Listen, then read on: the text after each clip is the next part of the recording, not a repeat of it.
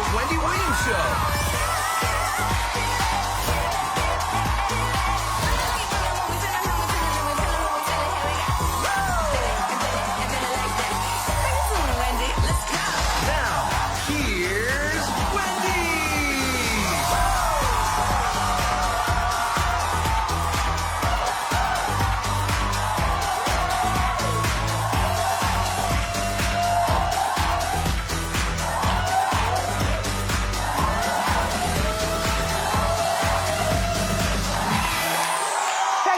Our show.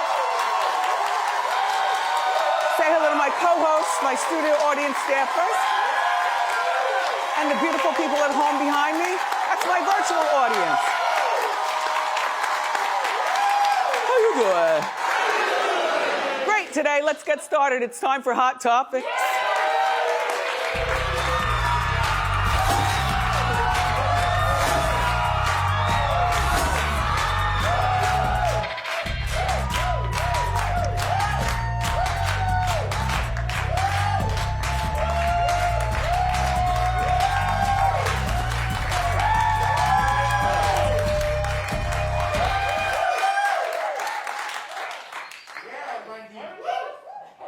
And it works, okay.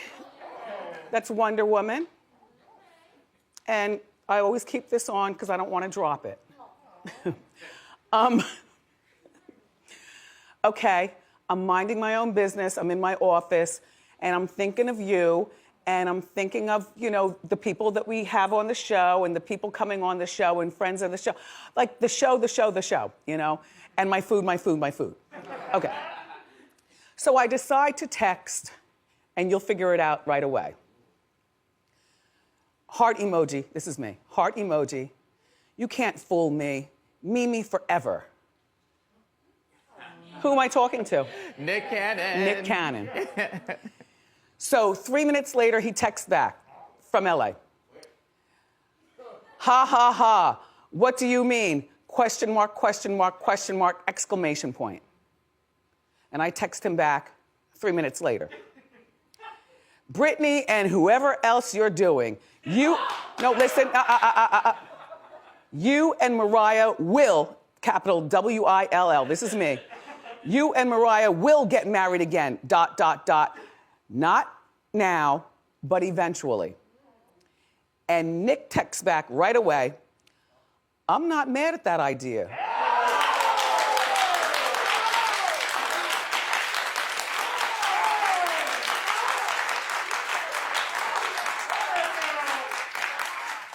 Handling business on my broken phone. So, in the meantime, there's an update. Over in Beverly Hills, the Real Housewife of Beverly Hills star friend to the show, Erika Jayne. You know, she's the one who was, she's 49 now, and her soon-to-be ex-husband is 81. And remember, she was a waitress at a cocktail bar, and he basically stalked her. Like, he would show up all the time. You know, eventually he was showing up regularly by himself. And finally, he asked her out. And at first she was like, no, but he persisted and she finally said yes. Next thing you know, they're inseparable. They've been married for 21 years, no children, 21 years. So this is the big one. She announced divorcing Tom last week. Now, when Erika was here, remember, she told us that her glam squad alone cost her $40,000 a month. So, well, I gotta tell you, hair is expensive. And, you know, she's not just rich, she's rich. I mean, for 21 years, this is the lifestyle that she's been used to. So what kind of spousal support do you give Erika Jayne if he's worth, you know, over $1 billion? What kind of and he's got kids of his own and grandchildren. I don't know this for fact, but I'm just gonna pitch this to you. What if she found out that she is not in his will? Because that, I didn't say it's true, I said this is me theorizing. That is the only reason why a 49-year-old woman who's invested 21 years in this billionaire, why couldn't she, he's 81. she could have held on for a few more years. You know what I'm saying?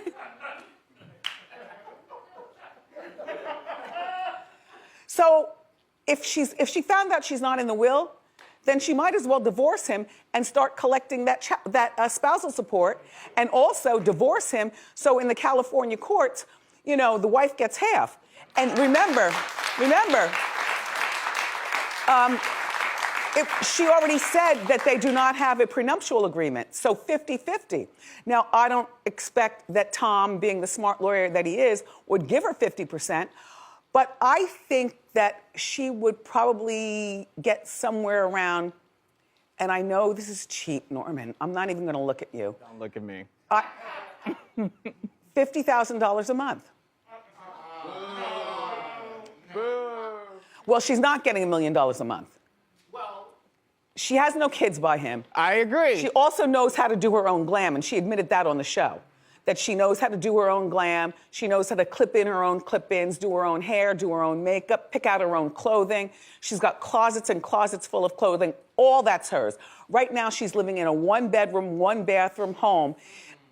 Excuse me, $7,000 a month. So you tell me what this place looks like.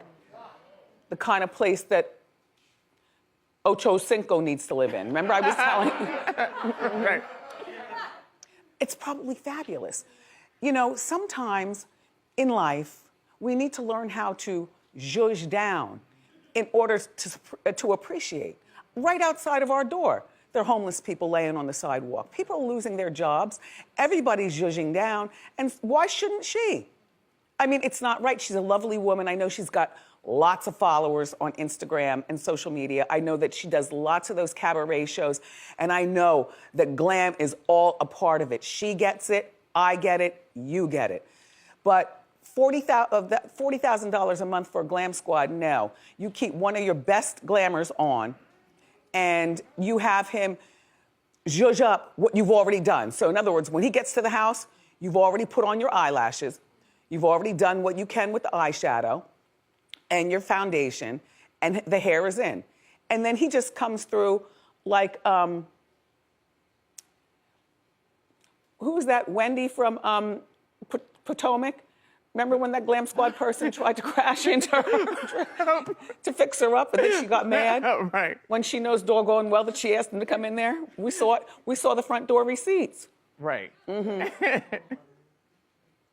Anyway, I'm sorry to hear about this. Again, Erika Jayne, you've got friends here, 555-HELP.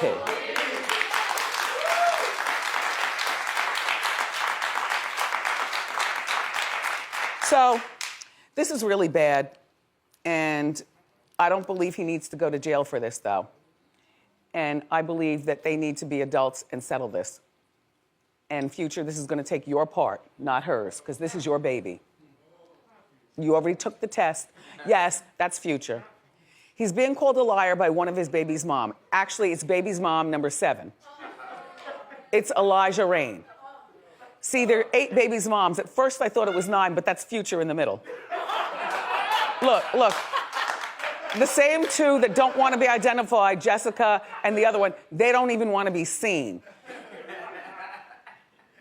I have no idea what that means. Maybe he does drive-bys by them, or maybe, you know, his money's no good to them, or maybe he pays them already accordingly. Eliza Raine is baby's mother number 7. In the court document, it says that Future is downplaying his finances to avoid paying child support to his 1-year-old daughter. Her boobs look hard, though. Don't they look hard? Like, I'm just saying. Just saying. Future, though, testified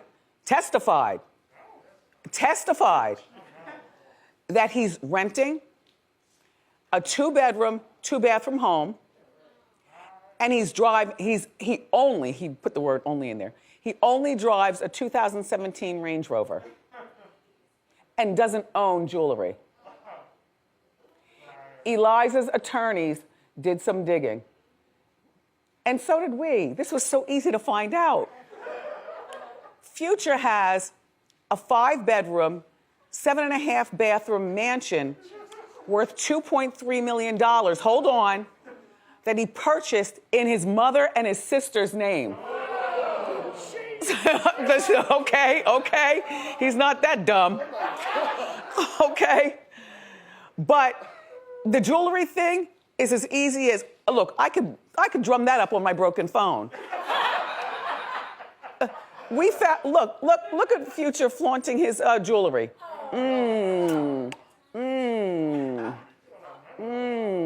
What the negrosity?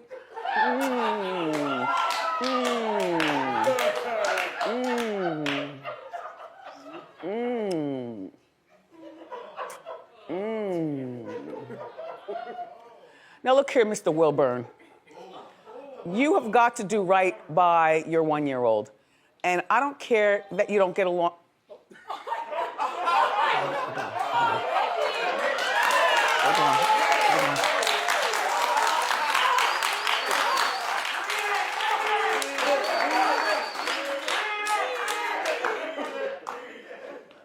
Spam, I'm not opening that. Anyway, Eliza's lawyer wants to hold Future in contempt of court. Now, what does that mean, contempt?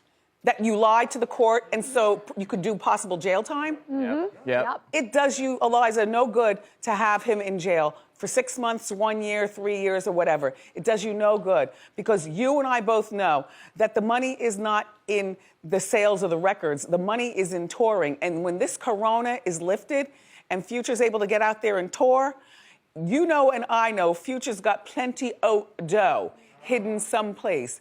And you and I both know that Future's got lots of cars and that while the mansion is owned by his mother and his sister, if you dig deeper, there's probably another mansion someplace else owned by him with a couple of girls laid up in there.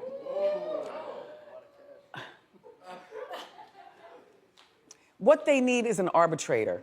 Don't clog up the courts. They need an arbitrator and they need their lawyers there also as witnesses. And they need to walk out of there with a settlement. The only thought for the two of you needs to be about your child.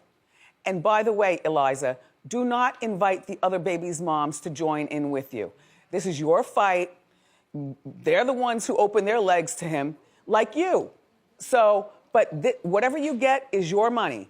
And what Future, I'm sure, is scared of, because a year ago, when she first filed, he wasn't worried about her. He was still driving around like in Ferraris and stuff and living in the mansion and doing big things. But now that she's laid the heavy hand of the law down on him, I know he's worried about Cindy and Joy and Brittany and India and Sierra and Jessica and Unidentified. What are they going to ask? What are they going to ask him for? You know, so whatever Eliza gets is going to set the precedence. And that's a lot. Look, Future, if I were you, I would just tie it in a knot. You know, take care of your kids and get back on tour. Terrible. Terrible, terrible, terrible. I apologize in advance, but I must go along with O.J. Simpson.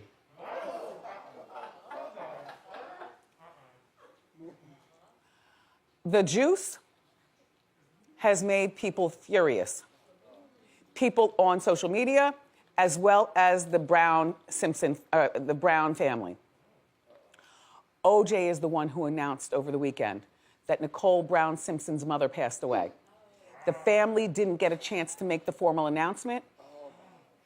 O.J. was sitting in his house, and he also said they had a great relation. Well, take a look. Trying to raise 2 kids by myself, I could always call Judita. She always was there for advice.